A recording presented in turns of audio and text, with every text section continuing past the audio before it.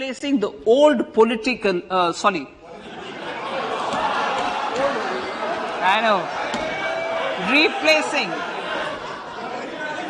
absolutely, thank you, replacing old polluting vehicles. Budget भाषण के दौरान वित्त मंत्री निर्मला सीतारमण थोड़ा कंफ्यूज हो गई, लेकिन बजट में उन्होंने कोई कंफ्यूजन नहीं छोड़ा। 2023 का आम बजट नई नीतियों के साथ नए आयाम स्थापित करने वाला बताया जा रहा है। इस बजट में मिडिल क्लास को सौगात मिली है। अब नए टैक्स रिजिम के तहत 7 लाख रुपए तक की सालाना कमाई तक कोई टैक्स नहीं देना होगा। अभी तक ये सीमा 5 लाख रुपए थी।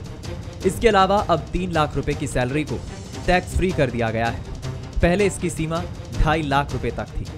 I propose to increase the rebate limit to 7 lakh in the new tax regime. Thus, persons in the new tax regime with income up to 7 lakhs will not have to pay any tax at all. Corona महामारी से निपटने के बाद आए इस budget को आर्थिक विशेषज्ञों ने समझदारी और संतुलित बजट बताया है। इस बजट में कैसे मोदी सरकार ने आपदा को अवसर में बदला, इसकी भी झलक देखने को मिलती है। तो मोटे अनाज यानी मिलेट के क्षेत्र में भारत दुनिया में कैसे अपना कद बढ़ा रहा है, इसकी भी चमक देखने को मिली। भारत में मिलेट्स के अनेक प्रकार हैं, अनेक नाम है।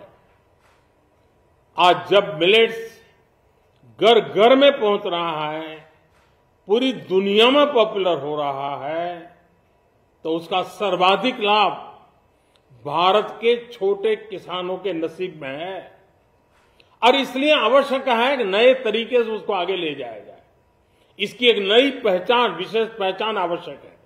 इसलिए अब इस सुपर फूड को श्री अन्न की नई पहचान दी गई। वहीं इस बजट पर राजनीतिक क्षेत्र से कई अलग अलग प्रतिक्रियाएं सामने आई हैं। ये बजट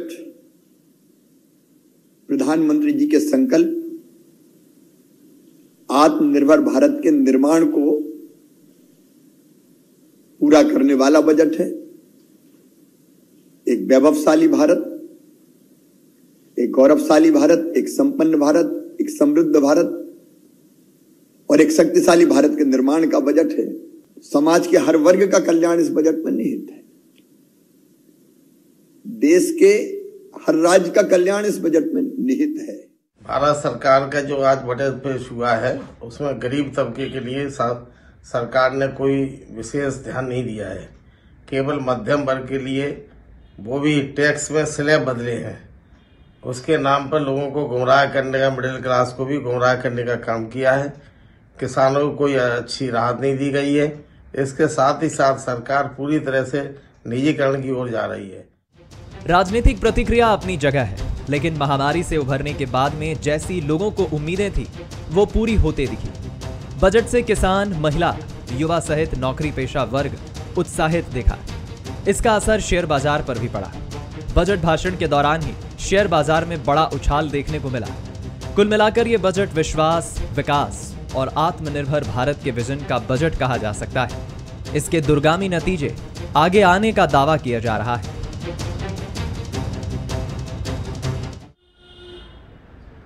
नमस्कार, मैं हूं शरद द्विवेदी और बहुत स्वागत है आपका बजट पर केंद्रित हमारी खास पेशकश आज का मुद्दा में नए भारत का बजट।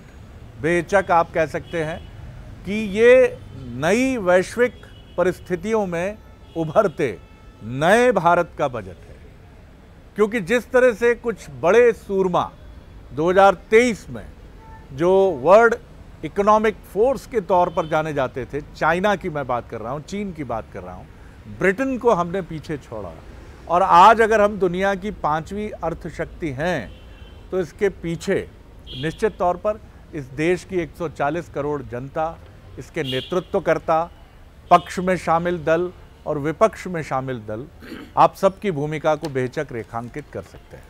लेकिन ये बजट, जो पूर्ण बजट, अगर हम मोदी सरकार के दूसरे कार्यकाल के पूर्ण बजट की बात करें, क्योंकि 2024 में चुनाव है और फरवरी के पहले ही चुनाव है, इसलिए आप ये कह सकते हैं कि वो पूर्ण बजट उस मायने में नहीं होगा।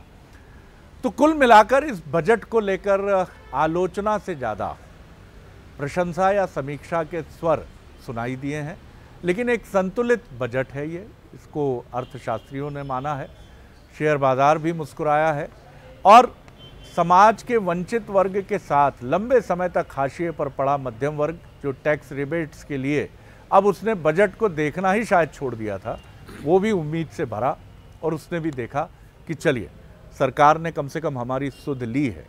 लेकिन अभी चुनौतियां आप कह सकते हैं ख़त्म हो गई हैं, ऐसा नहीं।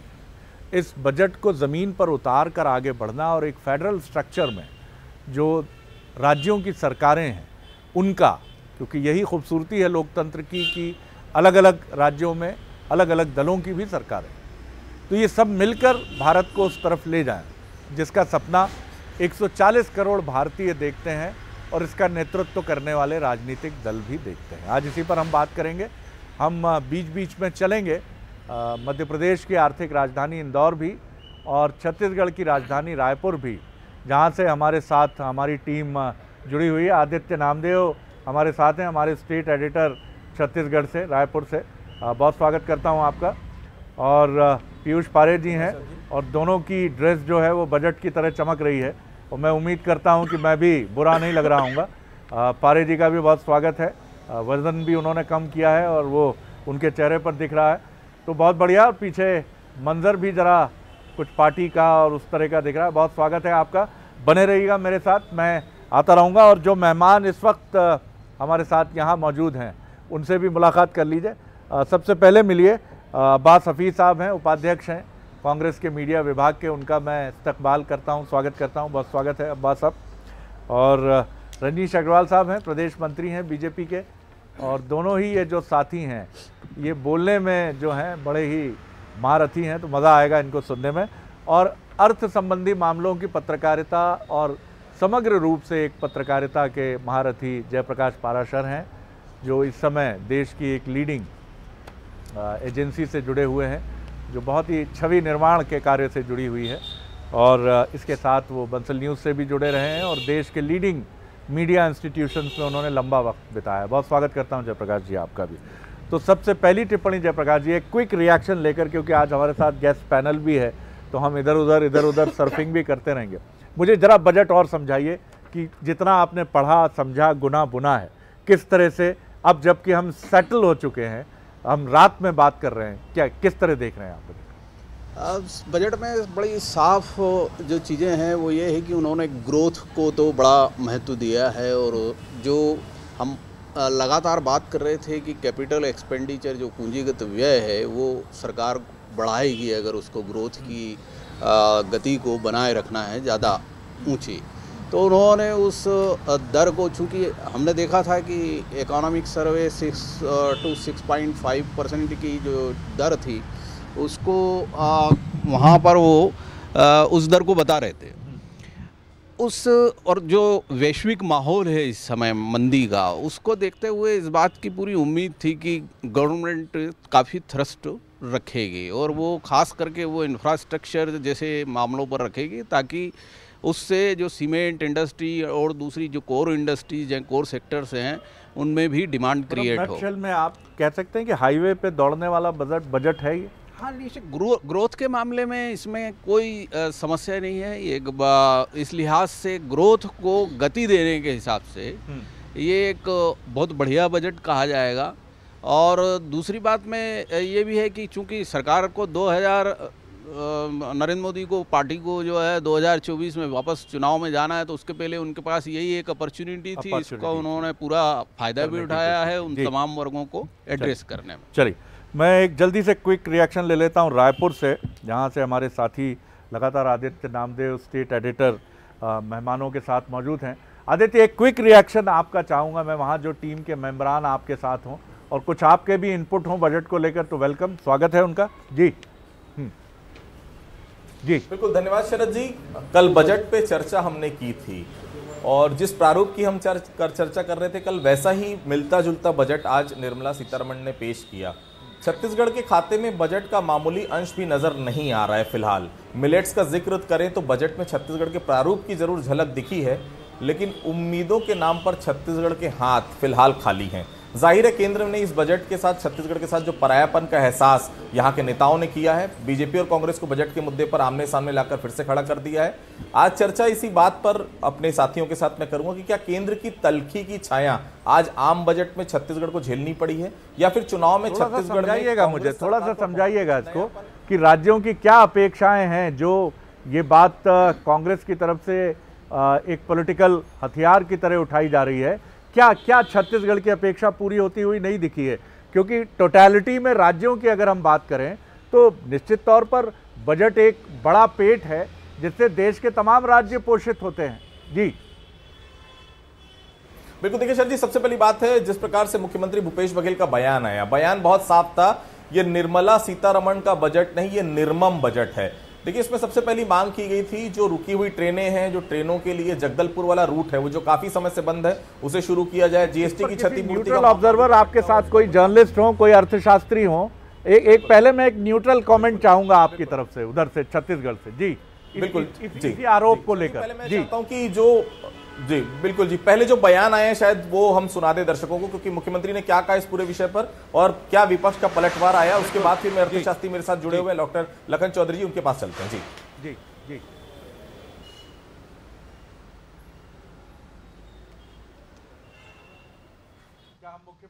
जी जिस प्रकार ये बजट प्रस्तुत किया गया, एक नया इतिहास रचने वाला बजट है जिसके दूरगामी परिणाम होंगे। यह बजट मध्यम वर्गीय परिवार का बजट है। ये बजट 2023 और 24 का बजट है। भारत को 2047 में एक विकसित राष्ट्र बनाने के लिए एक रोड मैप की तरह काम करेगा। जब पूरा विश्व वैश्विक मंदी के दौर से गुजर रहा है, ऐसे समय पर इस अमृत काल के बजट ने ये साबित किया है कि भारत, ये निर्मला जी के निर्मम बजट कहा जा सकता है। न इसमें युवाओं के लिए कोई बजट में कोई सुविधा है, न किसानों का आय दुगुनी करने की बात है, न महिलाओं के लिए है, न ट्राइब्स के लिए है, न ही अनुसूचित जाति के लिए है। ये बजट कहा जाए तो केवल इस चुनाव को देख के बनाया गया बजट है। इसमें किसी को कोई सहूलियत दी नहीं गई है। हमने देखा इस बजट में ऐसा अतिरिक्त कोई योजनाएं या लाभ के संदर्भ में आदरणीय केंद्रीय वित्त मंत्री जी ने कोई बात नहीं कही। केवल एक बात को लेकर के सर्वत्र चर्चा कर रहे हैं कि जो इनकम टैक्स का 5 लाख रुपया तक की जो सीमा थी उसको 7 लाख रुपया कर दिया गया है। तो ये जो बढ़ती हुई महंगाई के दर में अगर इसको आप हिसाब किताब लगाएंगे तो मुझे लगता है कि वो बिल्कुल। तो आपने सुना क्या कुछ कहा पक्ष ने और क्या कुछ कहा विपक्ष ने। मैं सीधा चलता हूं, डॉक्टर लखन चौधरी साहब हमारे साथ मौजूद हैं, अर्थशास्त्री हैं। चौधरी साहब, क्यों लग रहा है कि छत्तीसगढ़ के खाते में कुछ नहीं आया? क्यों इतना विरोध हो रहा है? ऊपर से नीचे तक निर्मला नहीं, ये निर्मम बजट है, क्यों कहा जा रहा है? आप क्या मानते हैं अर्थशास्त्री के तौर पर, क्या कुछ मिला छत्तीसगढ़ को इस बजट से? देखिए, वैसे तो छत्तीसगढ़ की नज़र से देखा जाए तो कोई खास नहीं है आदित्य जी, लेकिन किसी भी राज्य को इस बजट से कोई खास नहीं मिला है जिसका जिक्र जो है इस बजट में हुआ हो। समग्रता में 3-4 जो चीज़ें हैं, जैसे 15,000 करोड़ रुपए आदिवासियों के विकास के लिए जो खर्चा इसमें बजट में प्रावधान किया गया है, इसी तरह से पीएम आवास योजना के लिए जो 66% का वृद्धि की गई है 79,000 करोड़ रुपए, तो इसमें छत्तीसगढ़ को कुछ लाभ मिलेगा। लेकिन अलग से छत्तीसगढ़ राज्य को लेकर इस बजट में कोई प्रावधान सेपरेटली किया गया हो ऐसा नहीं है, और किसी भी राज्य के लिए नहीं किया गया। देखिए, ये एक तरह से कहा जाए कि 9 राज्यों में जो चुनाव होने वाले हैं इस साल 2023 में, उसको लेकर एक चुनावी बजट है, और 2024 का चुनाव तो लोकसभा का है ही। तो 2-3 घोषणाएं, एक तो जैसे आयकर जो प्रणाली है उसमें जो थोड़ा सा चेंज किया गया है, उसको बदला गया है। जो पिछले बार नई आयकर प्रणाली लागू की गई थी, उसकी जगह एक और नई आयकर प्रणाली लागू की गई है। इसके साथ साथ महिलाओं को जो थोड़ा सा लाभ मिला है, बुजुर्गों को थोड़ा सा लाभ मिला है। ये 4-5 बातें हैं इस बजट की खास। लेकिन अलग से जैसे हम बात करें कि छत्तीसगढ़ को, मैं जानना चाहूंगा हमारे जो गेस्ट हैं उनसे कि आखिर क्या छत्तीसगढ़ के साथ क्या अन्याय हुआ है। ये मतलब देखिए, एक पॉलिटिकल एक्यूज करना इज अ डिफरेंट थिंग, लेकिन मैं समझना चाहूंगा कि छत्तीसगढ़ क्या चाह रहा था। कोई बड़ी स्कीम्स थी जिनके फंड्स के लिए कोई आगे एलोकेशन नहीं मिला। ये गेस्ट जो हमारे हैं, मैं इनसे ये थोड़ा सा एक रिएक्शन लेना चाहूँगा, नहीं तो मैं कुछ देर बाद भी लौटूंगा अगर वो इस पर थोड़ी तवज्जो और चाहेंगे तो। जी बिल्कुल जी, जी, मेरे साथ देखिए कांग्रेस के और बीजेपी के दोनों की गेस्ट हैं, लेकिन सबसे पहले अर्थशास्त्र की तरफ मैं उनकी तरफ लौटूंगा रिएक्शन की तरफ। मैं एक क्विक रिएक्शन इंदौर से भी लेना चाहूंगा, क्योंकि ये राजनीतिक बयानबाजी का मंच ना बने। मैं सोचता हूं कि बजट की मेरिट डिमेरिट्स पे हम जरूर बात करें, लेकिन ये भी चीज़ बहुत साफ सामने उभर कर सामने आए कि चाहे वो मध्य प्रदेश हो या छत्तीसगढ़ को, अगर मध्य प्रदेश को एडवांटेज इसलिए मिला है कि ये बीजेपी रूल्ड स्टेट है, तो वो एडवांटेज क्या है, और छत्तीसगढ़ को अगर कुछ डिसएडवांटेजेस हैं कि वो कांग्रेस रूल्ड स्टेट है, तो वहाँ क्या स्थिति है। पहले जयप्रकाश जी कोई बहुत संक्षिप्त रिएक्शन, आपने क्या इस पैरामीटर पे देखा इस बजट को? नहीं, ये जो जितनी भी सेंट्रलाइज्ड स्कीम्स हैं या जो एलोकेशन है एग्रीकल्चर के या दूसरे जिनको हम बड़े एलोकेशंस मानते हैं या कैपिटल जो एक्सपेंडिचर है, तो वो तो सभी राज्यों को जाएगा। उसका कोई छत्तीसगढ़ ऐसा अलग से तो कुछ होता नहीं है कि किसी के अकाउंट में अलग से पैसा डाला जाता है। संघीय बजट में यही व्यवस्था होती है, इसी तरह की चीज़ें होती हैं।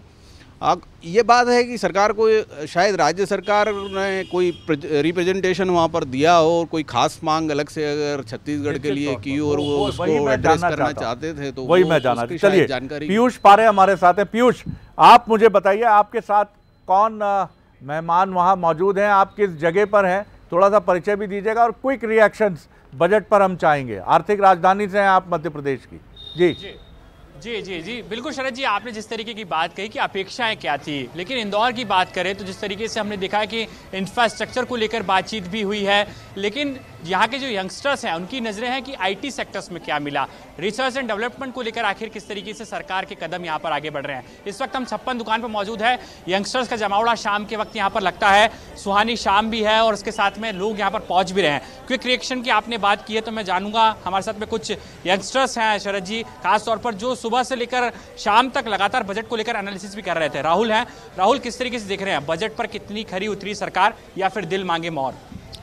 देखिए पीयूष जी, जहाँ तक बजट की बात है, आमतौर पर जो एक्सपेक्टेशंस थी, मतलब लोगों की एक्सपेक्टेशंस तो हमेशा ज़्यादा ही होती हैं, लेकिन फिर भी मुझे लगता है कि सरकार ने युवाओं को, खासकर युवा एंटरप्रेन्योर्स जो हैं, उनको लेके काफ़ी अच्छा एक अपना सूझबूझ भरा कदम यहाँ पर उठाया है। और वित्त मंत्री निर्मला सीतारमण जी ने जो युवाओं को लेकर आज प्रावधान बजट में गिनाए हैं, मुझे लगता है कहीं ना कहीं युवा स्टार्टअप्स को, नए ऐसे एंटरप्रेन्योर्स जो कुछ करना चाहते हैं ज़िंदगी में, उन्हें एक हैंड होल्डिंग सपोर्ट तो मिलेगा। इंक्यूबेशन पीरियड चल रहा है, आप जानते हैं अगले 5 सालों तक लगातार स्टार्टअप्स आने वाले हैं। तो ऐसे में सरकार द्वारा चाहे वो विश्वकर्मा कौशल सम्मान योजना की बात की जाए या कुछ ऐसे इंक्यूबेशन सेंटर्स बनाए जाने के बाद जहां ट्रेनिंग हो सके, जहां स्टार्टअप को नर्चर किया जा सके, या एमएसएमई को लेकर जो एक अलग से फंड सरकार ने घोषित किया है, उससे कहीं ना कहीं छोटे छोटे उद्योग जो अब नए आने वाले हैं, उससे एक अच्छा अवसर जो है युवाओं के लिए पैदा होगा। और कहीं ना कहीं मुझे लगता है कि जब स्टार्टअप्स या छोटे उद्योग ग्रो करेंगे, बड़े होंगे। आबादी आपके साथ है, दूसरे मित्र का मैं रिएक्शन बाद में लूंगा, जल्दी से उनका रिएक्शन लीजिए। जी, यानी सरकार का मुझे लगता है कहीं ना कहीं वो फुलफिल होगा सरकार का टारगेट। बिल्कुल। ग्रीष्मा जी हैं, ग्रीष्मा जी, आधी आबादी की बात भी हो रही है और निर्मला सीतारमण खुद एक महिला के तौर पर उन्होंने बजट पेश किया, कितनी उम्मीदों पर खरा उतरा है, महिलाओं को कितना कनेक्ट कर पाया बजट? मुझे लगता है महिलाएं जो बहुत ज़्यादा जिस चीज़ के लिए जानी जाती है वो है बचत। तो वो जो बचत योजना जो लॉन्च हुई है उसमें मुझे बड़ा आनंद आ रहा है कि जो मतलब मध्यम वर्गीय महिलाएं होती हैं उनको 2 लाख सालाना बचत करने पर 7.5% का ब्याज मिलेगा। इसको सुनकर मुझे लगता है कि जन सामान्य महिलाएं तो बड़ी खुश हुई होगी। और इसके अलावा कहीं ना कहीं महिलाओं के लिए बहुत बड़ा पॉइंट रहता है भोजन। गेहूं भी सस्ता हो रहा है, रसोई गैस भी सस्ती हो रही है, तो कुल मिला के देखा जाए तो महिलाओं के लिए बहुत अच्छा काम किया गया है। और अगर मैं बात करूं स्टार्टअप योजनाओं की, तो हमारे देश में जाना जाता है 84,000 स्टार्टअप्स। बिल्कुल, मैं पीयूष लौटता हूं आपके मित्रों की तरफ। जब तक अगर इन्होंने कुछ 56 व्यंजनों में से किसी चुनिंदा व्यंजनों का मज़ा नहीं चखा हो, तो आप इनसे विनम्र आग्रह कीजिए कि जब तक वो वहाँ से कुछ चख कर आएँ और उसकी एनर्जी में और हमारे साथ बात करें। फिर मैं फिर लौटूंगा आपकी तरफ और भी कुछ जो और मेहमान होंगे उनसे बात करूंगा। एक एक क्विक रिएक्शन, फिर मैं छत्तीसगढ़ चलूंगा। अब्बास हफीज साहब, विपक्ष फर्स्ट। जी देखिए शरद जी, कमलनाथ जी ने भी कहा कि सबसे पहली बात थी 2022 था, और 2022 के अंदर पता नहीं कितने वादे थे, न जाने कितने वादे थे जो पहले के बजटरी स्पीचेस में किए गए थे, चाहे वो स्वर्गीय जेटली जी ने किए हों या उनके बाद निर्मला सीतारमण जी ने कही हो। उनके ऊपर कोई बातचीत ही नहीं हुई इस बजट के अंदर। फिर से भविष्य के सपने दिखाए जा रहे हैं और जो लक्ष्य थे उनमें नाकाम होने के बावजूद भी उनके ऊपर कोई बात नहीं है। जैसे 2022 तक सबको मकान मिलना था, कोई बात उसके ऊपर नहीं कही गई। क्यों ये पूरा नहीं हुआ? 2022 तक किसानों की आय को दुगना करना था, उसके ऊपर भी कोई बात नहीं की गई कि आय दुगनी तो छोड़िए कमी हो गई है उनकी, उसका कोई ना रीज़न बताया गया, ना उस पर माफ़ी मांगी गई, ना उस पर कोई स्पष्टता थी। आगे के वादे, अब 7 लाख रुपये तक का एक स्लैब रेट बता दिया गया कि अगर आपकी आमदनी 7 लाख रुपये तक है तो आपको कोई टैक्स नहीं देना है। इसको बताया जा रहा है उपलब्धि के तौर पर सबसे बड़ी अभी शाम तक। लेकिन उसकी भी अगर हम आगे जाके उसका ऑपरेशन करते हैं तो क्या निकलता है, जो आपकी नई टैक्स रेजीम है, फिर से नई और पुरानी टैक्स रेजीम के अंदर लोगों को उलझाया गया। नई टैक्स रेजीम के ऊपर माननीय रजनीश जी की पार्टी की सरकार ये कह रही है कि अगर आप इसको ऑप्ट करेंगे, जो डिफ़ॉल्ट है, अगर नहीं करेंगे तो यही ऑप्शन आपका रहेगा। उसमें कोई डिडक्शंस आपको नहीं मिलेंगे, कोई आपको उसके अंदर फ़ायदा आपके इन्वेस्टमेंट पे जो ATC का मिलता था, होम लोन का मिलता था, रिबेट्स मिलते थे, वो कुछ भी नहीं मिलेगा। मतलब पहले 9.5 लाख रुपये की अगर आपकी आमदनी थी तो 5 लाख रुपये तक आ जाता था टैक्सेबल। लेकिन आज की तारीख में अगर 7 लाख है तो 7 लाख ही रहेगा। तो और दूसरी चीज़ एक छोटी सी जोड़ना चाहता हूँ, आपने स्वास्थ्य के ऊपर कम कर दिया एलोकेशन, लेकिन शिक्षा पे क्यों कम कर दिया, ये बड़ा सवाल है। मनरेगा पे क्यों कम कर दिया, ये बड़ा सवाल है। तो ये सारे सवालों के जवाब नहीं मिल रहे हैं, बस और कुछ नहीं है। रजनीश जी कुछ सवालों के जवाब ढूंढ रहे हैं कांग्रेस जी। पहली बात तो ये है कि मैं पारासर जी की बात से शुरू करूंगा। जिस बजट में पूंजीगत व्यय या पूंजीगत निवेश ज़्यादा होता है वो उत्पादकता बढ़ाने वाला बजट होता है, वो पुनरुत्पादकता बढ़ाने वाला बजट होता है। और इस बजट में 10 लाख करोड़ यानी पुल पुलिया, बड़े हाईवे से लेकर तमाम प्रकार के बांध और तमाम प्रकार के इंफ्रास्ट्रक्चर को लेकर जो पैसा दिया गया है उसका लाभ गुणात्मक तौर पर समाज को, देश को मिलने वाला है। ये बड़ा कदम है, बहुत बड़ा कदम है। और जिसको लेकर रोजगार भी उत्पन्न होंगे, चाहे वो मजदूर हों, चाहे वो कुशल इंजीनियर हों, या तमाम प्रकार के छोटे बड़े पेटी ठेकेदार से लेकर और बड़े बड़े कॉन्ट्रैक्टर भी क्यों ना हो, तो सबको इसका लाभ बड़ी तादाद में मिलने वाला है। दूसरी सबसे बड़ी बात, जो गाँव का गरीब है, जो छोटा किसान है, उसके लिए सबसे बड़ी राहत का जो मुफ्त में निःशुल्क अन्य योजना चल रही थी, प्रधानमंत्री गरीब कल्याण योजना, वो जस की तस शिक्षा और स्वास्थ्य को लेकर जो सवाल है, बताऊंगा। प्रधानमंत्री आवास योजना में 66% बढ़ोतरी। दूसरी सबसे बड़ी योजना जो प्रधानमंत्री आवास, पक्का घर, पक्का रसोई, पक्का शौचालय देने का काम भाजपा की सरकार, मोदी सरकार ने किया, 66% की बढ़ोतरी। जो उसको लेकर कह रहे हैं मकान का लक्ष्य पूरा क्यों नहीं हुआ? भाई साहब, जो सेंसस थी 2011 की सोशियो इकोनॉमिक सेंसस, उसमें जो टारगेट था वो टारगेट को हमने अचीव कर लिया। लेकिन जो बढ़ गए हैं उनको भी हम प्लस योजना, आवास प्लस योजना करके उसमें हम ऐड कर रहे हैं, और उनको भी हम 66% की बढ़ोतरी उसी लिए की है। और 2 साल कोरोना का रोना हम नहीं रो रहे हैं। और ये सबसे बड़ी और एक बेहतरीन बात जो इंदौर के युवा ने कही, इनोवेशन के साथ में साइंस, टेक्नोलॉजी और रिसर्च, इसको लेकर जिसको लेकर भारत बढ़ने वाला है दुनिया में। हम जिसको लेकर चमक रहे, शिक्षा और स्वास्थ्य पे जवाब लेता हूं मैं आपसे। स्वास्थ्य पर भी जी मैं आता हूं आपकी तरफ। मैं चल रहा हूं फिलहाल रायपुर, जहां हमारे साथी आदित्य नामदेव स्टेट एडिटर बने हुए। आदित्य, आपके साथ पैनल मुकम्मल है जी। एक क्विक रिएक्शन का दौर हो जाए। जो अर्थशास्त्री हैं उनसे तो बात हो गई थी हमारी, जो बाकी मेहमान हैं उनसे एक क्विक रिएक्शन। काफी संजीदा लग रहे हैं आपके मेहमान जी।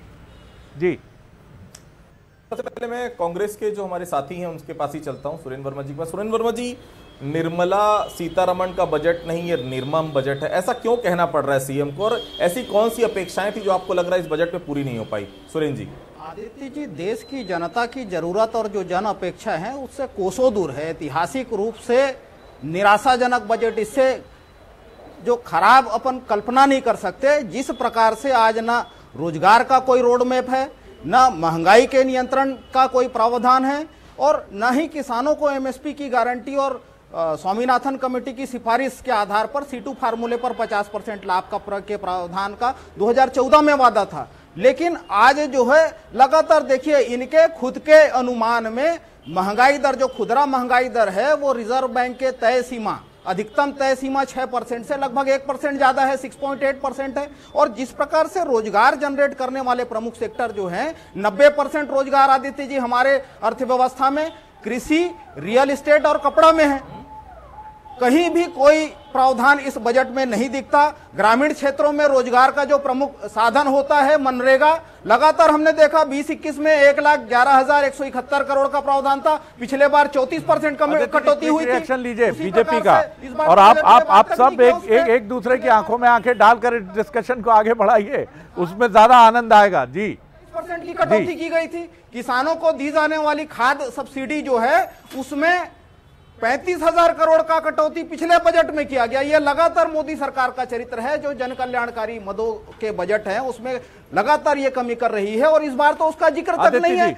जैसे कि यहाँ का देश का युवा, इनका वादा था हर साल 2 करोड़ रोजगार का, 9 साल में 18 करोड़ मिलने थे।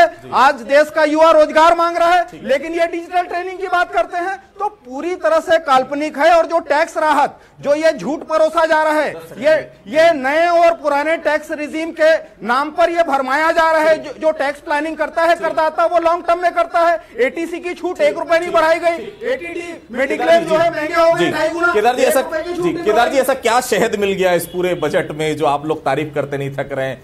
सामने आ गई सरोज पांडे जी, डॉक्टर साहब, तारीफें गिना दी, 5 ऐसी चीजें बता दी जिसको छत्तीसगढ़ में जिसका फायदा इस बजट में आपको नजर आ रहा है। देखिए, पूरा देश आज प्रफुल्लित है और खुशनुमा वातावरण में जब ये बजट आया तो लोगों के चेहरे में एक मुस्कान थी, एक आत्मविश्वास था।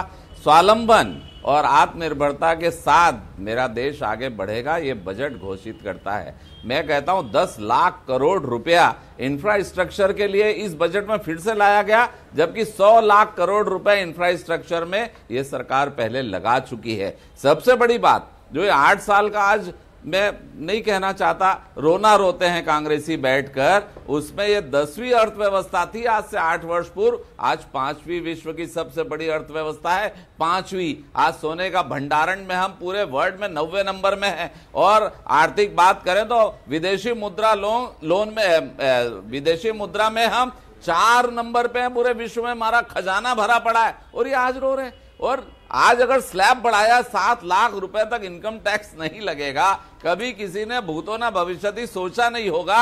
और ये बात करते हैं तो क्या 10 लाख करोड़ रुपए का अगर इंफ्रास्ट्रक्चर आएगा तो उससे लोगों को रोजगार नहीं मिलेगा? 20 लाख करोड़ रुपया खाली कृषि के क्षेत्र में दिया जा रहा, 20 लाख इंफ्रास्ट्रक्चर से डबल पैसा मत्स्य पालन, कृषि के काम के लिए और पशुपालन, और 30 लाख करोड़ रुपया, इसमें क्या रोजगार सृजित नहीं होगा? और छत्तीसगढ़ के लोगों क्या इंफ्रास्ट्रक्चर और कृषि पालन नहीं करेंगे? बार बार जो छत्तीसगढ़ की बात करते बिल्कुल हैं, सुरेंद्र जी से कहिएगा, थोड़ा मुस्कुराएंगे और मजा आएगा। ये एक डिबेट में ही हम हैं और तर्कों में और धार तभी आती है जब मुस्कुराहट बनी रहती है। केदार जी से भी कहिएगा कि मुस्कुराहट ना छोड़ें, डिबेट किसी भी विषय पर हो, चाहे बजट पर हो या कोई भी मसला हो। एक इंदौर चलते हैं, थोड़ा सा कुछ जायका वहाँ का भी लेते हैं। 56 दुकान से ही जुड़े हैं हमारे साथी पीयूष पारे जी, उनके पास एक बार फिर चलते हैं। पीयूष, आपके साथ कुछ हो मेहमान और कुछ मुख्तलिफ भिन्न मेहमान हो, तो एक क्विक रिएक्शन, फिर मैं भोपाल लौटता हूँ, फिर छत्तीसगढ़ की राजधानी की सैर करने के लिए फिर निकल पड़ूंगा। जी देखिए, बिल्कुल शरद जी, आपने कहा मैनेजमेंट स्टूडेंट है इंद्रजीत हमारे साथ में, और सुबह से लगातार वो कह रहे हैं कि काफ़ी बेहतर मैनेजमेंट कहीं ना कहीं इस पूरे बजट के दौरान देखने को मिला है। इंद्रजीत, क्या लग रहा है आपको, किस तरीके से दिख रहे हैं आप, और आपको लगता है कि इकोनॉमी बूस्टर की जो बात की जा रही है वो कहीं ना कहीं नज़र आ रहा है आपको लगता है? तो मैं एक फ्रेज यूज़ करना चाहूँगा, this is evolutionary budget, not a revolutionary budget. तो इसको अगर देखा जाए तो इंडिया का जो फ्रिक्शनलेस हम देखेंगे मूवमेंट है, अमृतकाल की तरफ ये बजट लेके जाता है। हम देखेंगे 2 चीज़ इसमें हाईलाइट होके आई है। एक तो 7 लाख तक का जो इनकम टैक्स स्लैब कर दिया, रिबेट कर दिया है, उससे जो मिडिल क्लास आदमी है उसकी जेब में पैसा जाता है, वो पैसा जब स्पेंड करता है उससे इकोनॉमी चलती है। तो इकोनॉमी का एक फ्लो है, एक साइकिल है, वो उससे चलती रहती है। और हम दूसरी चीज़ देखेंगे 10 लाख करोड़ जो capital expenditure government of India ने करा है, बहुत एक बड़ा स्टेप है। 33% इंक्रीज़ है पिछले साल के बजट से। अगर हम 2013 से इसको कंपेयर करेंगे तो 2.33 लाख करोड़ का ये बजट था जो 10 लाख करोड़ हो गया है। और मिलिट्री एक्सपेंडिचर हम देखेंगे तो 2013 में जो था 2.03 लाख करोड़ था, वो इस बार 5.90 लाख करोड़ हो गया है। तो मिलिट्री एक्सपेंडिचर और मिलिट्री पावर बढ़ाने की तरफ भी इंडिया का बहुत बड़ा कदम है। जो अमृतकाल हम बोल रहे हैं, जो अगले 25 वर्ष भारत का अमृतकाल है, भारत की सदी है। चलिए, मैं फिर लौटता हूँ। आदित्य मित्र ने बड़ी महत्वपूर्ण बात की है, इवोल्यूशनरी बजट इन्होंने बताया। जयप्रकाश जी, एक क्विक रिएक्शन, रिवोल्यूशनरी नहीं है, क्रांतिकारी नहीं है, विकसित होता चला जाएगा, इवोल्यूशनरी है। जी ठीक बात है। हम दरअसल उस दिशा में बढ़ रहे हैं, इसमें कोई दोराई नहीं कि जो भारत की जो सबसे बड़ी समस्या बॉटल नेक जो रहा है, मतलब पूरी अगर इकोनॉमी का हम देखें तो वो क्या रहा, वो ये रहा कि हम जो कैपिटल एक्सपेंडिचर होता था, जो खास करके एसेट्स बिल्डिंग की दिशा में हम इंफ्रास्ट्रक्चर पर खर्च करने में के लायक हमारे पास पैसे नहीं होते थे। इस बजट में जो पीपीपी मॉडल है, अगर वो 75,000 करोड़ का भी हम देखें तो उसमें से 15,000 करोड़ प्राइवेट पार्टी से आ रहा है। तो ये खास बात है कि निजी क्षेत्र को निवेश के लिए प्रोत्साहित किया जा रहा है। सरकार अपना खर्च करे ये तक पर्याप्त है, ठीक है, लेकिन अगर इसको अर्थव्यवस्था को लगातार गतिमान रखना है तो निजी क्षेत्र का निवेश चाहिए। जो ये इवैल्यूएशनरी बजट की बात कर रहे हैं, बिल्कुल ठीक बात कह रहे हैं कि ये जो क्रम है ये लंबे समय तक अगर बना रहता है तो हम उस लक्ष्य को हासिल कर लेंगे जो एक करना चाहते हैं। अब्बास हफीज साहब, आपका एक रिएक्शन इस पर। इवोल्यूशनरी, रिवोल्यूशनरी नहीं है, इवोल्यूशनरी, बहुत संक्षेप में जी। बड़ी अच्छी बात कही 7 लाख के ऊपर, किस तरह से आज देश के युवाओं को भ्रमित किया गया है। वो ये बात भूल गए या बताया नहीं गया है, इतनी स्मार्टली सरकार ने मूव किया है कि जो लोग 7 लाख के नए रिजीम पे ऑप्ट करेंगे वो सारे फ्यूचर इन्वेस्टमेंट्स उनके बेकार हो रहे हैं, टैक्स रिलीफ तो नहीं मिल रहा उससे। तो सरकार क्या उनको मोटिवेट कर रही है या डीमोटिवेट कर रही है इन्वेस्टमेंट्स नहीं करने के लिए? मुझे समझाइए, माफ़ कीजिएगा, मतलब ये सवाल मैं जोखिम भी उठा रहा हूँ कि अगर कोई चीज़ ठीक हो, अच्छी की बात तो मैं नहीं कर रहा हूँ, तो उसको ठीक बोलने में भी बीजेपी आपके लिए नहीं बोलती, आप बीजेपी के लिए नहीं बोलते। देखिए शरद जी, नहीं, मैं अभी भी कहता हूं कि ठीक किस तरह से बोलने, अगर कुछ ठीक हो तो उसको ठीक, मतलब कुछ हो आपको लगे तो। मैं माननीय हमारे बड़े भाई से कह रहा हूं, अग्रवाल साहब से, रजनीश भाई से, कि किस बात को ठीक बोलें।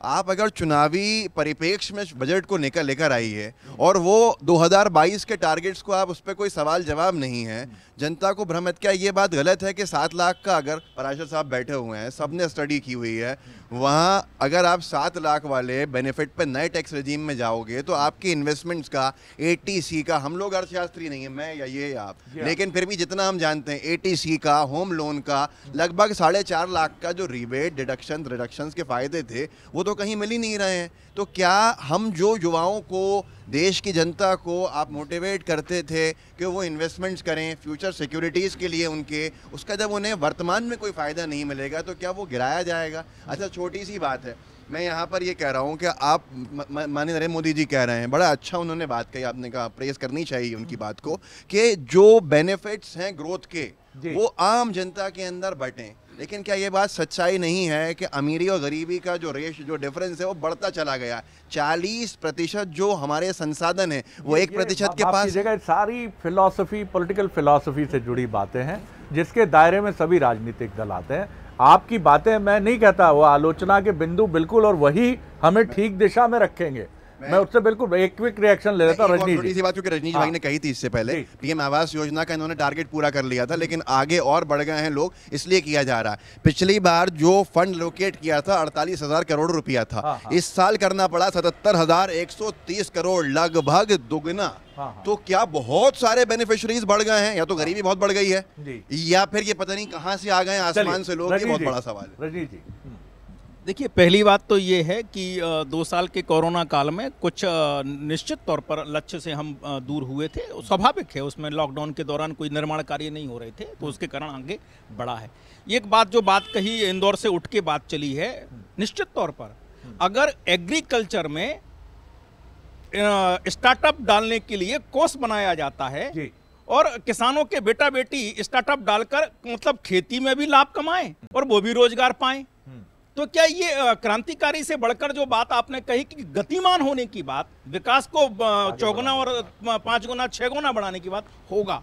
मोटा अनाज छोटा किसान उगाता है, ज्वार बाजरा मक्का, उसको लेकर, श्री अन्न को लेकर एक ग्लोबल स्तर का विश्व स्तरीय इंस्टीट्यूट हैदराबाद में बनाकर, और उसमें क्या हमें नए नए आविष्कार करना है, क्या नए हमें परिवर्तन संशोधन करना है, उसके साथ छोटे किसान को लाभ पहुंचे, तो वो हम कर रहे हैं। क्योंकि आज दुनिया भर में मोटे अनाज की आवश्यकता बढ़ी है, उसको लेकर आगे बढ़ रहा है। अगर हमने आर्टिफिशियल इंटेलिजेंस को लेकर हमने कहा है कि हम दुनिया में जिस प्रकार से देश को भी आगे बढ़ाना है, और अब 5 एक्सीलेंस सेंटर्स हम खोल रहे हैं, तो ये कम नहीं है। 5G को लेकर 100 लैब हम खोल रहे हैं, ये छोटी बात नहीं है। तो इनोवेशन, और दूसरी सबसे बड़ी बात, शिक्षा का एलोकेशन को कम किया। एक मिनट, जो आवास को लेकर भी बात आपने कही, प्रधानमंत्री आवास योजना में 3.5 करोड़ नए करोड़पति बना दिए साहब हमने। जिनको मकान मिला है वो नए करोड़पति बनने का। मैं इसमें एक चीज जोड़ना चाहता हूँ। ये सरकार ने जब अपनी छाती पीठ थपथपाई ये कहकर कि हम जो फूड ग्रेन जो एसेंशियल कमोडिटीज हैं जो फ्री में दे रहे हैं अनाज वो जारी रखेंगे, तो ये बात भी जानने के लिए है कि 23 करोड़ लोग पिछले 2 साल के अंदर बिलो पॉवर्टी लाइन की तरफ चले गए हैं। मजबूरी हो गई है, गरीबी इतनी बढ़ा दी है। और प्राइस राइस को कंट्रोल करने के लिए कोई प्रावधान है नहीं। प्राइस राइस की बात नहीं है, इन्फ्लेशन की बात नहीं है, एसेंशियल कमोडिटीज की बात नहीं है। मुझे तो बता दीजिए कि आपने शिक्षा के महंगाई और बेरोजगारी पर बात करिए। शिक्षा पे आते हैं, ये बड़ा इंपॉर्टेंट है, बहुत इंपॉर्टेंट है, कम क्यों कर बहुत ही इंपॉर्टेंट है। चलिए मैं रायपुर चलता हूँ, एक एडिटर है और हमारे साथी हैं वहाँ सुरेंद्र वर्मा जी की एक मुस्कुराहट देखना चाहूंगा। आदित्य जी गुजारिश करिएगा उनसे कि हालांकि मौसम उनके हिसाब से अनुकूल नहीं है लेकिन मुस्कुराएं, और केदार जी से भी आग्रह कीजिएगा कि दोनों मुस्कुराएंगे तो आनंद आएगा। जी जी जी बिल्कुल, मैं तो तीनों से आग्रह करता हूं कि जो भी बात हो तलखियां अपनी जगह लेकिन मुस्कुराते हुए जवाब दें।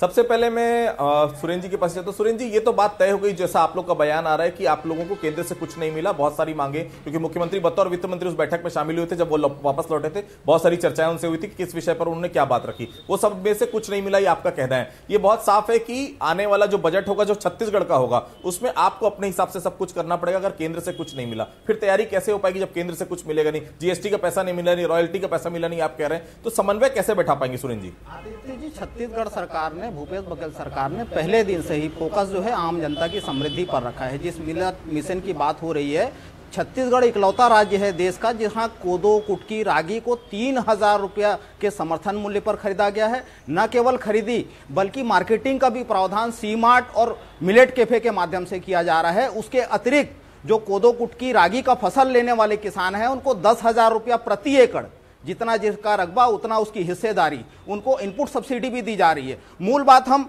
जो है परिव्यय के मद के आधार पर चर्चा कर ले। ये आज के बजट का जो है मदवार ये परिव्यय है। प्रधानमंत्री सुरक्षा योजना के नाम पर जो ढोल पीटा जा रहा है, 60% कटौती पिछड़े बजट के तुलना में। पिछले बार 8,270 करोड़ का प्रावधान था, इस बार उसको 60% काट के 3,365 करोड़ किया गया। और जिस प्रकार से भारतीय जनता पार्टी के नेता क्या नुकसान है आदित्य जी जानना चाहेंगे? नुकसान है सुरेंद्र जी। देश पर कुल कर्ज का जो भार था 55,000 करोड़ था, वो बढ़ के 156 लाख करोड़ हो गया। और अभी इस बजट में 11,81,000 करोड़ का अतिरिक्त कर्ज, मतलब जो बजट में आय का जो स्रोत बताया जा रहा है उसमें 1/4 हिस्सा कर्ज से प्राप्त करना बताया जा रहा है। जो वित्तीय घाटा है, राजकोषीय घाटा है 61,60,000 बीजेपी से करोड़ का, जी वो इस बार बढ़ रहा है। तो छत्तीसगढ़ पे भी ये पूरे देश पर कर्ज का भार बढ़ रहा है। केदार जी, इतना बड़ा आरोप लग रहा है, आपके 11 सांसद है भाई, क्या बात नहीं रख पाए वहां पर प्रधानमंत्री के सामने कि भी हमारे राज्यों को ये चाहिए? कांग्रेस कितनी निराश है, कम से कम साथ दे देते आपके सांसद। केदार जी, आप मुस्कुराने के लिए कह रहे हैं और बात ऐसी कर रहे हैं कि मुझे हंसी आ जा रही है। अरे हमने पिछली बार प्रेस कॉन्फ्रेंस ली और बताया कि कितने लाख करोड़ रुपया इनको दे दिया है भाई, कहां रखते हैं? अब इनके अधिकारी भ्रष्टाचार कर लेते हैं तो पैसा इनको दिखेगा कहां? कोई जेल में है, कोई बेल में है, कहीं 4 किलो मिल रहा है, कहीं 20 कैरेट मिल रहा है, कहीं 25 कैरेट, कहीं 4 करोड़, कहीं 5 करोड़, तो कहां से आ गया? केंद्र सरकार पैसा भेजती है गरीब कल्याण के लिए, किसानों के लिए, और पता चलता है अधिकारियों के यहां से मिल रहा है। तो निश्चित रूप से माननीय एक बात मैं आपके दर्शकों को आज बताना चाहता हूं, वर्षों से राज किया कांग्रेस ने, कोई दिक्कत नहीं है, जनता ने चुना था, पर केंद्र सरकार से 32% की हिस्सेदारी सभी राज्यों को मिलती थी। माननीय मोदी जी जैसे ही आए वैसे राज्यों की हिस्सेदारी को बढ़ाकर उन्होंने 42% कर दिया। अब राज्यों को हिस्सा केंद्र से 42% आता है। जो जीएसटी का हिस्सा है वो तो अलग है, बाकी जो आय होती है उसका 10% तो उन्होंने खुद बढ़ा दिया। और लगातार मैं कहूंगा बजट के आकार को बढ़ाते बढ़ाते जीएसटी का इनको पूरा पैसा मिल गया। जो है उनका एक क्विक रिएक्शन दोनों मित्रों के, राजनीतिक मित्रों के स्टेटमेंट पर। जी, ऐसे बेबुनियाद आरोप लगाकर किसी प्रकार का कोई लाभ नहीं होता। मेरे एक सवाल का जवाब मेरे मित्र दे दें कि 11,79,000 पीएम आवास का योजना का पैसा मोदी जी ने छत्तीसगढ़ भेजा था, वो आवास क्यों नहीं बना रहे? पैसा तो आ गया था ना, इसका जवाब दे। गरीबों के साथ अन्याय क्यों कर रहे हैं? कैसे खुशहाली आएगी? लखन जी, क्विक रिएक्शन जानूंगा। दोनों आपने कांग्रेस का भी पक्ष सुन लिया, बीजेपी का भी पक्ष सुन लिया, क्या कुछ कहेंगे, क्योंकि बड़ा आरोप कांग्रेस लगा रही है। जी देखिए, बड़े बड़े आवंटन की बात जब हम करते हैं बजट में, तो और खास करके छत्तीसगढ़ को अलग से कुछ मिला कि नहीं मिला, तो ये बात है आदित्य जी। देखिए, इस बजट में इस बार जो है 45 लाख करोड़ का ये बजट है, टोटल बजट जिसमें व्यय होना प्रस्तावित है। उसमें से सरकार की जो प्राप्तियां हैं मात्र 27 लाख करोड़ है। मतलब ये है कि 18 लाख करोड़ रुपया सरकार बाजार से उधार लेगी। कितना हुआ? 40% होता है।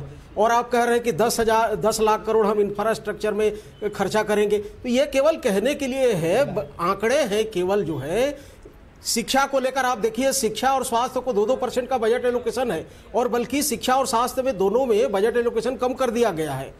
तो शिक्षा के लिए, स्वास्थ्य के लिए, रोजगार के लिए, महंगाई के लिए आप देखिए कि क्रूड का रेट 35 से 40% कम हो गया है। 35 पैसा भी जो है पेट्रोल डीजल के दाम कम नहीं हुए हैं। तो कहने के लिए जो है हम बड़े बड़े दावे, बड़े बड़े आंकड़े के द्वारा बजट को प्रस्तुत करते हैं, लेकिन उसके जो घालमेल है, उसके जो खोखलेपन है, उन पर हमको चर्चा करनी चाहिए। लेकिन लखन जी के बाएं कंधे के ठीक पीछे, मौसम चाहे जैसा भी हो, भूपेश जी मुस्कुरा रहे हैं तस्वीर में, और प्रधानमंत्री और डॉक्टर रमन सिंह की थोड़ी धीर गंभीर मुद्रा है, लेकिन भूपेश जी मुस्कुरा रहे हैं। तो तीनों मित्रों के लिए भी मैसेज है, और ये आउट करने वाली भंगिमा नहीं है, बोलने वाली बात है। मैं लौटूंगा आपकी तरफ, एक बार फिर इंदौर चलते हैं। पीयूष पारे के साथ कुछ मेहमान अगर वहाँ मौजूद हैं तो एक क्विक रिएक्शन उनका लेते हैं, उसके बाद फिर हम लौटेंगे। जी पीयूष जी। सर आपने कहा जिस तरीके से बिजनेस क्लास को कितना कहीं ना कहीं ये एक बजट प्रभावित कर पाया। गुंजन शर्मा जी हैं, 56 दुकान एसोसिएशन के अध्यक्ष भी हैं, और इनके फिटनेस के तो कहीं ना कहीं चर्चे होते ही हैं। सर, ये आर्थिक फिटनेस को कितना आपको लग पा रहा है कि बेहतर कर पाएगा ये बजट? सर, कुल मिला के चुनाव का बजट है, इसके लिए मैं ये समझता हूँ कि हर वर्ग को संतुष्ट करने वाला बजट है। अब हम ये देखें कि जो IT में इनकम टैक्स में जो 7 लाख का छूट दिया है, वो एक नए प्रावधान के थ्रू, नए नियम के थ्रू दिया हुआ है, जिसमें अब आप लाइफ इंश्योरेंस पे, हाउस लोन पे या किसी भी अन्य छूट को न लेते हुए डायरेक्ट 7 लाख रुपए की इनकम तक आप अपने इसको सुरक्षित रख सकते हैं। तो अगर आप बचत न करेंगे, सिर्फ इनकम टैक्स के लिए बचत न करेंगे तो भी चलेगा, और वो बचत जो न होगी वो बाजार के रोटेशन में आएगी, और यही स्पेंड की जो ताकत है इसको बढ़ाएगी। जो नया मुस्कुराया है ये भी पूछ लीजिएगा। इकोनॉमी की बड़ी बात हो रही है, तो 56 जो है वो नब्ज है जी। कितना मुस्कुराया है आर्थिक रूप से, कितना बिजनेस बढ़ा गुंजन जी का, प्रेसिडेंट है 56 दुकान आर्थिक रूप से। सर कितना आर्थिक रूप से मुस्कुराहट है। इंदौर तो आर्थिक राजधानी भी है, क्या ये बजट के बाद में मुस्कुराहट और बढ़ी है आपको लग रहा है? बिल्कुल बढ़ी है, बिल्कुल बढ़ी है, क्योंकि जिस तरीके का बजट है ये उत्साहित करता है कि बाजार बूम पे आएगा। और जो हम 2 साल की मंदी को देख के चले हैं, जो कोविड समय में जो हमने कठिन समय देखा है, उस कठिन समय से बाहर निकलने का आर्थिक गतिविधियां बढ़ रही हैं, एक बिजनेसमैन का ये मानना है। आपने भी सब बातें सुनी जयप्रकाश जी, किस तरह से आप देखते हैं? छत्तीसगढ़ से भी जो स्वर आ रहे हैं कि छत्तीसगढ़ निराश है, छत्तीसगढ़ की क्या अपेक्षाएं थी? आपने भी छत्तीसगढ़ में लंबे समय एक सीनियर जर्नलिस्ट के तौर पे काम किया है, किस तरह आप देखते हैं कि क्या ये पॉलिटिकल एलिगेशन है, सिर्फ merely for the sake of allegation, या इसमें कुछ मजबूत दम भी है? अब देखो, पॉलिटिकल पोजीशन तो पार्टी जैसे ही लेती है, भले ही कुछ भी आप कैसा भी बजट बनाएं, कुछ भी करें। बजट हमेशा एक खास परिस्थितियों के हिसाब से देखा जाता है कि जो हालात हैं आपके, आज की दुनिया ऐसी नहीं है कि केवल छत्तीसगढ़ को ध्यान में रख के बजट बनाया जाए, केवल भारत को ध्यान में रख के बनाया जाए। ये ग्लोबल जो माहौल है उसके हिसाब से बजट बनेगा। जैसा कि उन्होंने कहा कि क्रूड के प्राइसेस गिरे, लेकिन कुछ यहाँ तो कमी नहीं आई। तो कोई भी स्टेट गवर्नमेंट्स, हम इस पर कई बार चर्चा कर चुके हैं कि कभी भी तैयार नहीं होती कि वो उसमें कटौती करे, और क्योंकि उनके जो रिसोर्सेज हैं वो आबकारी से और पेट्रोलियम से बड़े खास तौर पे हैं, तो कोई भी उसको करने को तैयार नहीं होगा।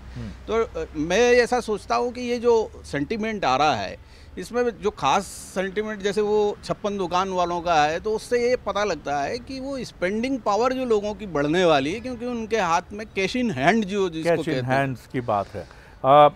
आप क्या रजनी जी, निश्चित तौर पर आप इस बजट के साथ हैं, आपकी सरकार का बजट है, लेकिन फिर भी आप इस देश के एक नागरिक भी हैं। एक बड़ी अच्छी टिप्पणी हमने एक युवा से सुनी कि इवोल्यूशनरी है बजट। उसने बहुत अच्छे शब्दों का प्रयोग किया कि ये डेवलप होता चला जाएगा, विकसित होता चला जाएगा और अपने साथ लोगों को भी, 140 करोड़ लोगों को भी इवॉल्व करेगा। आप एक नागरिक के नाते भी इस बजट की कौन सी ऐसी चीज़ है जो आपको बहुत टच करती है, और वो शिक्षा और स्कूल का जवाब भी दीजिएगा।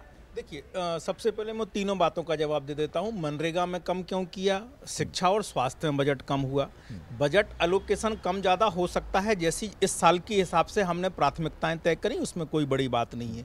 मनरेगा एक एक्ट है, स्कीम नहीं है, और ये एक्ट कांग्रेस ने यूपीए में बनाया था। उसके मुताबिक जब जरूरत पड़ती है तो सप्लीमेंट्री बजट भी उसको दे दिया जाता है। पारासर जी गलत कह रहा हूं तो टोक देंगे, क्योंकि इसमें आपको रोजगार देना है 100 दिन का, वो आवश्यक है, और उसके हिसाब से पैसा और डाल दिया जाता है, और ये हुआ है जी। ये हुआ है 3 बार बीच में हो चुका है, तो इसमें कोई बड़ी बात नहीं है। हाँ, बड़ी बात नहीं है, इसमें बजट बढ़ जाता है।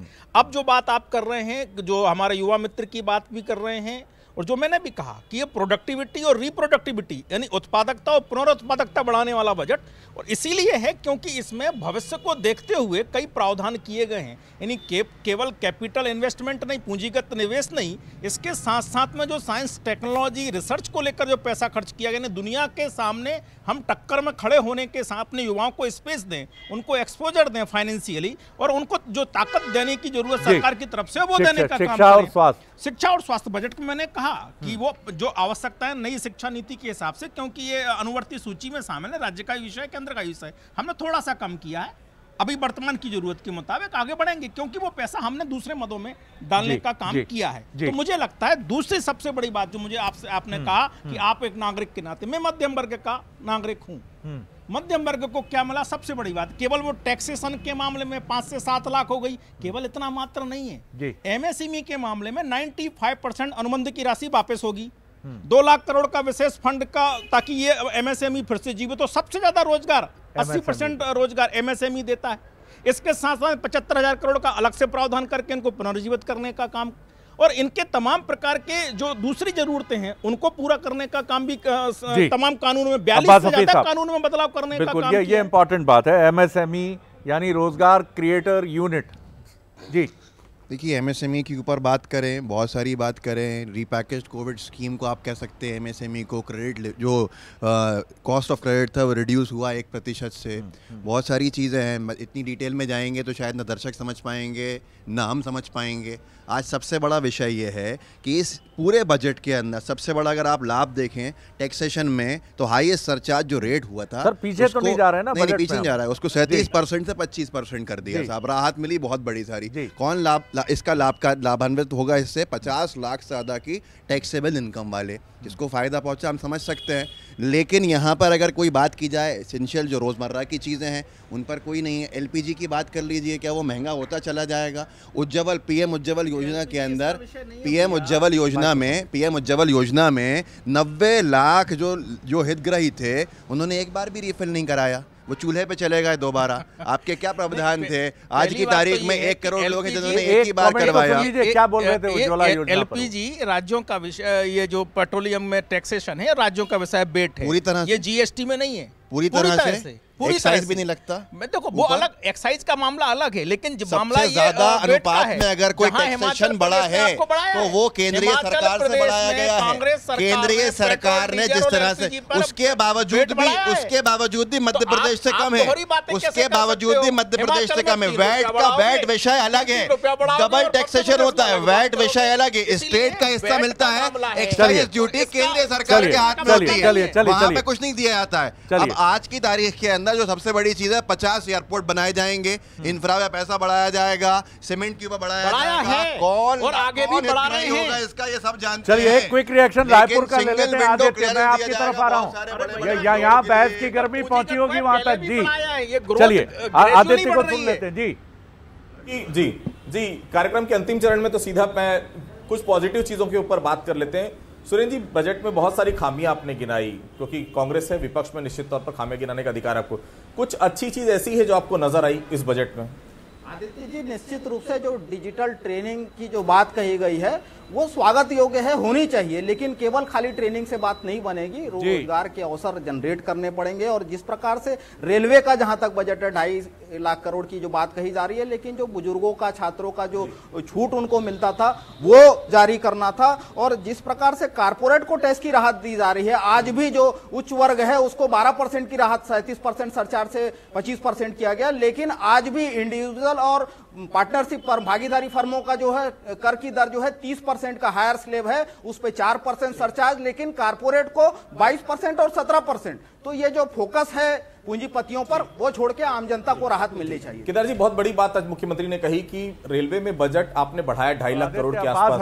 रेलवे को भी निजीकरण की तो कम से कम कोई एक अच्छी चीज तो देखी है जी कांग्रेस को। रेलवे में निजीकरण की बात बड़ा एक आरोप लगा रहे हैं कि रेलवे का निजीकरण करने की तैयारी में, क्या ऐसा कुछ है? छत्तीसगढ़ के मुख्यमंत्री माननीय भूपेश बघेल जी राष्ट्रीय स्तर के नेता कांग्रेस के बनना चाहते हैं, इसलिए इस प्रकार की कोई भी बात बोलकर वो मीडिया में अपने नाम को आगे लाना चाहते हैं। वो उन्हें मालूम है कि ऐसा मोदी जी कुछ करने वाले नहीं है। तब तो 2,40,000 करोड़ रुपए आजादी के बाद आज पहली बार दिया। और मैं फिर से कहूंगा, ये देश के युवाओं को तेजी से आगे बढ़ने के लिए का बजट है। इस तरह के नेता तो हो गए शायद बहुत सारे नए हमें बहुत खुशी है, मैं बधाई देता हूं। मैंने देखा जम्मू कश्मीर में बर्फ से खेलते हुए राष्ट्रीय नेताओं के साथ, हम सब सम्मान करते हैं और गौरवान्वित हैं कि हमारे प्रदेश के मुखिया राष्ट्रीय स्तर के नेता हो गए। जैसे माननीय डॉक्टर रमन सिंह जी हैं, राष्ट्रीय उपाध्यक्ष हैं, वैसे कांग्रेस के भी नेता आगे बढ़े। मेरी बहुत शुभकामनाएं हैं, मगर देश को आप इधर उधर ले जाने की कोशिश ना करें। ये रेलवे नहीं बिकेगा। लेकिन और इस आदित्य, हमें ऐसा लगता है लोगों के जज्बातों के साथ नहीं खेलना चाहिए। बाकी आप खेलिए, आप भी मनुष्य हैं, बर्फ से भी खेलिए, मुस्कुराइए और एक ऐसा फेस मत रखिए कि जिससे लोगों को लगे कि आप कोई बड़े डिफरेंट या मुख्तलिफ हैं। जी बहुत बहुत फाइनल कमेंट के लिए मैं आपकी तरफ आ रहा हूं, कुछ सेकंड्स हैं आपके पास आदित्य जी। रेलवे को सौंपने की तैयारी है, रेलवे जनता नहीं चाहती है।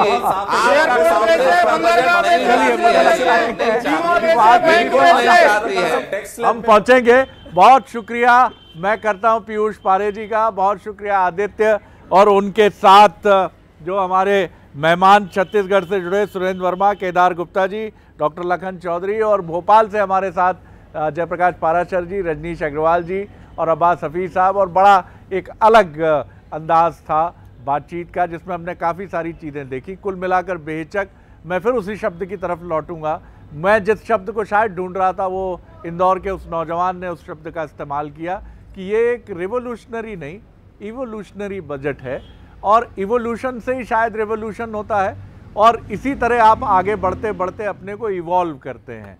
और यही वजह है कि हमारी जमहूरियत, हमारी डेमोक्रेसी और हमारा लोकतंत्र इसी तरह इवॉल्व होकर आगे बढ़ता रहा है, जहां कभी किसी एक विचार की पार्टी तो कभी किसी दूसरे विचार की पार्टी, लेकिन लक्ष्य एक ही है कि हिंदुस्तान को, भारत को, इंडिया को सबसे आगे रखना है। तो यही मिशन इस बजट में ऐसा समीक्षकों का मानना है। विपक्ष का अपना नज़रिया है जो बहुत स्वाभाविक है। चलिए, तो उम्मीद करते हैं कि ये बजट एक इवोल्यूशन का बजट साबित होगा और भारत को उस दिशा में ले जाएगा जिसमें हम कह सकते हैं कि आने वाले 5 सालों के भीतर हम टॉप 3 इकॉनमी में दुनिया की शामिल हों। और निश्चित तौर पर इस बात पर कौन असहमत होगा कि बिल्कुल ऐसा होना चाहिए और पूरी ताकत से सरकारों को, विपक्ष को इसके लिए आगे बढ़ना चाहिए। तो बहुत शुक्रिया, बने रहिए बंसल न्यूज़ पर। खबरों का सिलसिला लगातार जारी। नमस्कार।